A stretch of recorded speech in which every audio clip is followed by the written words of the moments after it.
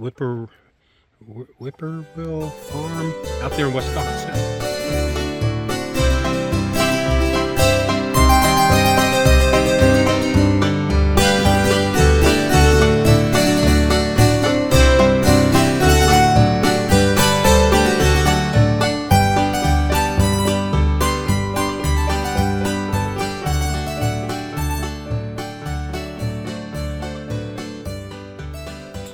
Well, happy January 1st, 2025. Wayne here with Sparks Family Homestead. So I am going to do a video here, and the Arctic blast that's been, I want to say, prophesied. That's not prophesied. It's happening.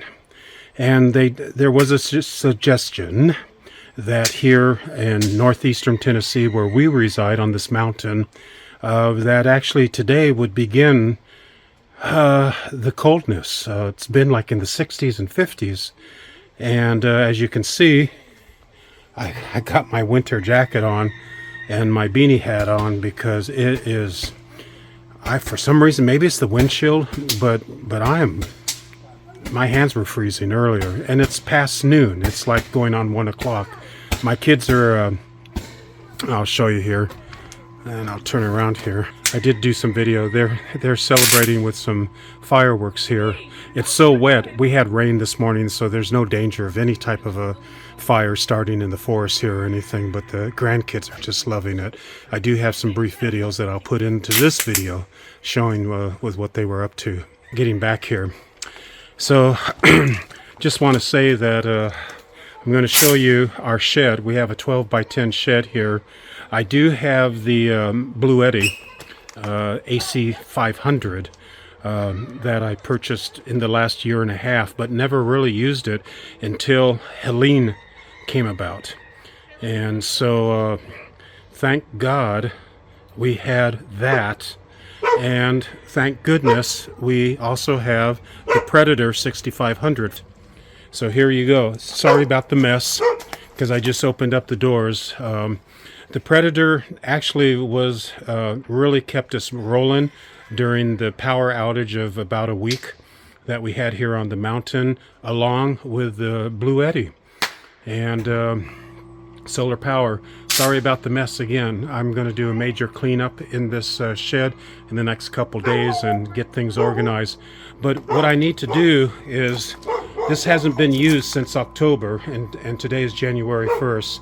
So I need to make sure it can still start up, and I just need to double check that batteries are full and everything. I have 2 major batteries, and I have 2 inverters to create a 240 volt system. And so I will be working on those, and I'll probably do another video update, hopefully into the next day or two with what I accomplish here. Here's my sub pump. That's been so successful. I purchased it at Harbor Freight, but you can get the exact same thing with Amazon Prime. It's a 3rd horsepower. It is just incredible. It pumps water 150 feet plus away from the creek on an incline. But I'm going to show you with what I've done so I can avoid even doing that. And I got to replenish the birds, our chickens, water. And I'm going to do that in a few minutes here. And there's the mini solar generator, and it is just incredible. I still think Amazon has that for like $198 or whatever, and today is January 1st, 2025. So that's it for the moment, and I'll be right back. So next, what I'm going to show you is my mini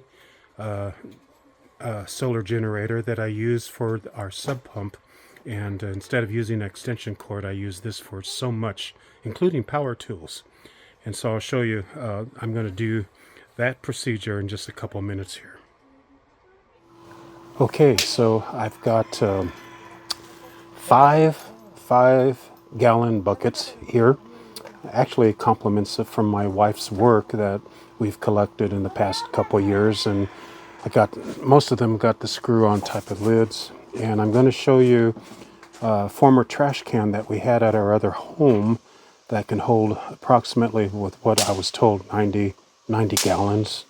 So anyway, I'm going to submerge the sub pump into that and drain the rest of the water. But what I did is I took a hose from the creek and I brought it all the way up to here where the carport is at, and I filled up a trash can full of creek water, so I don't have to walk down to the creek and the mud and everything on a day like this, you know. So anyway, so let me show you here. Hey, Grandpa, can we be with you? Yeah. I'm just okay. So it still has a lot of water in there, and it's not really dirty. It's just the darkness of the container that makes it look dark and with whatever. So I'm going to take that water and put it into all of those right there. At Lowe's, I got these quick release connectors. So I have one that has the male end, and then this is the female end. This is where of course, where the water is going to come out. And then what I'll do here is, here's my sub pump. I'm going to attach this into here, okay?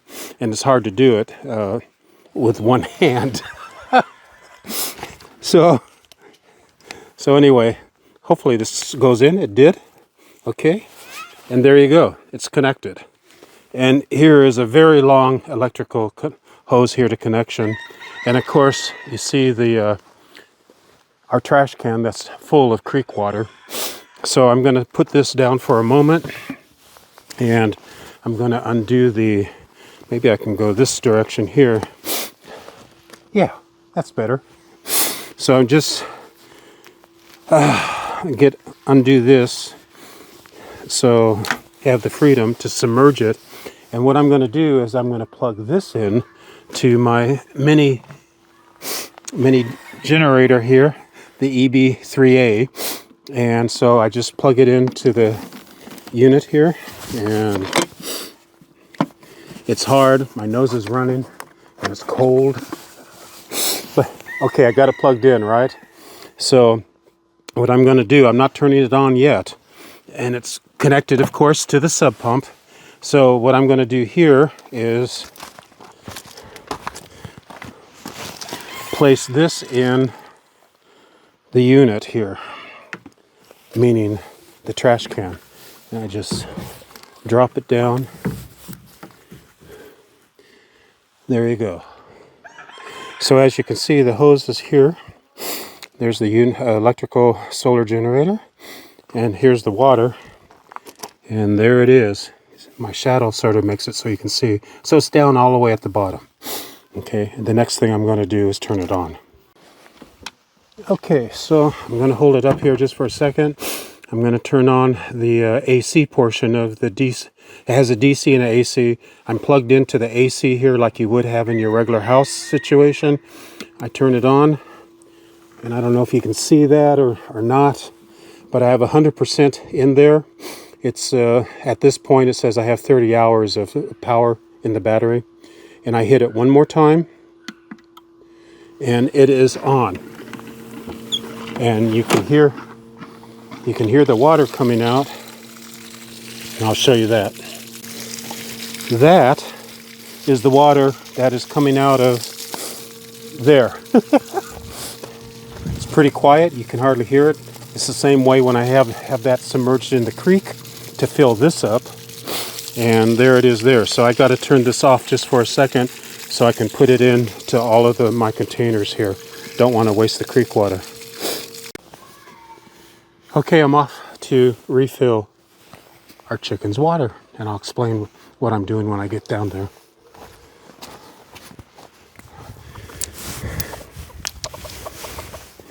I use this to bring the two ends together. And here's their fresh water that I have here. I might as well let you know why I have two of these.